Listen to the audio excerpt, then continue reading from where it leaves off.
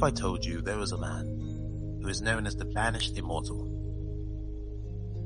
What if I also told you that such a man was a drunkard, a sweetlip, a man too wild for the throne, and too brilliant for the court? But there was such a man. He lived in Tang-era China, and his name was Li Bai. Born in 701 CE, far removed from the golden capitals in the eastern regions, Li Bai had an earnest childhood in the western frontier, modern-day Kyrgyzstan. His family were traders, men of the borderlands, living where Persian caravans, Turkic riders, and Chinese soldiers drifted like dust in the same wind.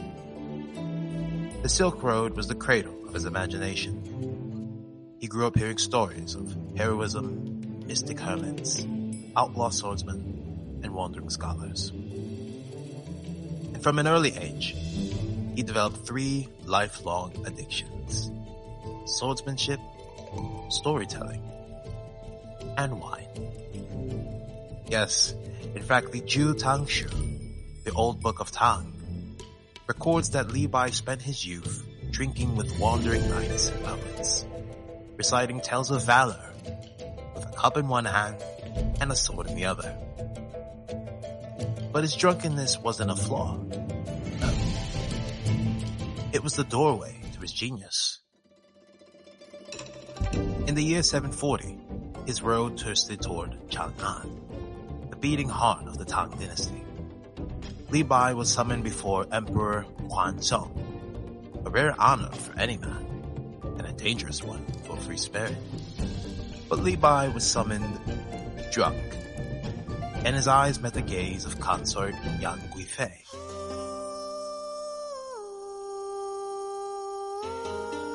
A woman so beautiful, she would later distract the emperor from governance. In his drunkenness, Li Bai stepped forward, and without preparation, without hesitation, said the following from his lips.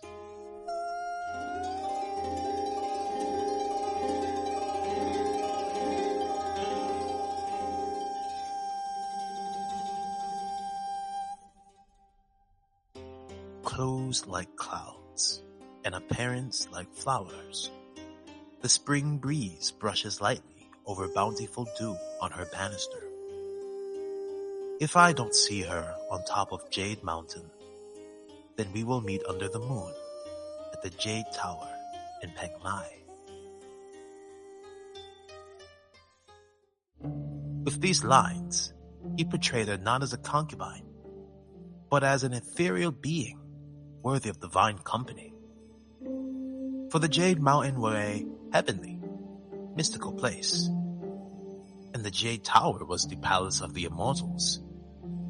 In doing so, he praised the emperor himself, but indirectly, elegantly, for only an emperor of heavenly destiny could be matched with such a woman.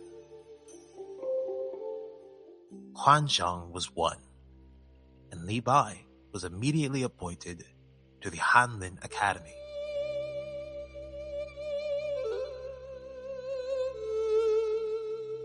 But if wine was Li Bai's gift, it was also his curse.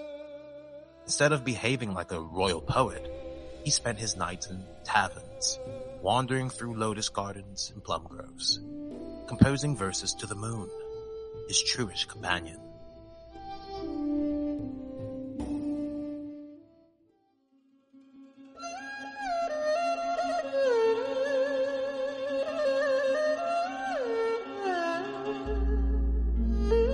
Amidst the flowers, a jug of wine, drinking alone without my kin, I raise my cup at the bright moon.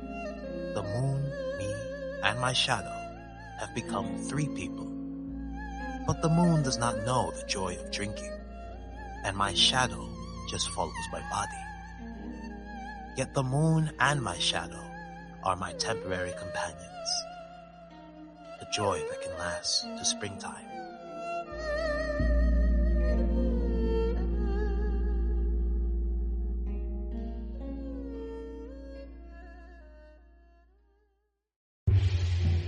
But in the Tang court, brilliance creates enemies, and Li Bai offended one man he should never have mocked. Gao Shi, the most powerful eunuch in the empire.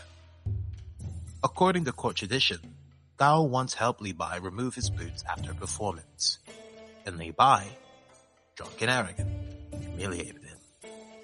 The shame burned deep, and later, eunuch Gao would twist Li Bai's words into a false accusation. This convinced Yangtze, the beloved consort of the emperor, that Li Bai had insulted her in a poem. A single rumor, whispered by a eunuch who controlled access to the emperor, was more than enough. Li Bai was expelled from the palace. The banished immortal lived up to his name.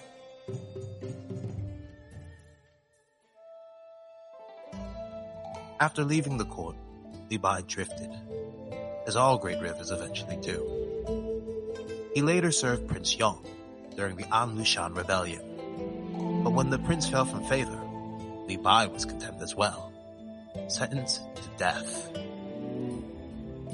At the last moment, he was saved. General Guo Ziyu, a titan of Tang military history, had decided to intervene, because decades earlier, Li Bai had once written a poem defending him during a court-martial in Shaanxi. A poet had saved a general. Li Bai's death sentence was reduced to exile. True to his nature, he never rushed toward the punishment. Instead, he wandered from town to town, reciting poems for fishermen, monks, merchants, and strangers. By the time the news arrived that he was pardoned, Li Bai had never even reached his place of exile. Then, in 762, while on the road home, somewhere between mountains and riverbanks, Li Bai died. Some say, in a fitting myth, that he drowned while trying to embrace the reflection of the moon at night in the Yangtze. But no matter the truth, he truly had become immortal.